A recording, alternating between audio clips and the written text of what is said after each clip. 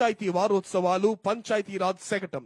రాష్ట్ర ఉప ముఖ్యమంత్రి మరియు పంచాయతీరాజ్ గ్రామీణాభివృద్ధి శాఖ మంత్రివర్యులు శ్రీ కొనిదెల పవన్ కళ్యాణ్ గారి మార్గదర్శకత్వంలో రాష్ట్ర వ్యాప్తంగా ఉన్న అన్ని గ్రామాలలో పెద్ద ఎత్తున మౌలిక వసతుల కల్పనకు శ్రీకారం చుట్టడం జరిగింది.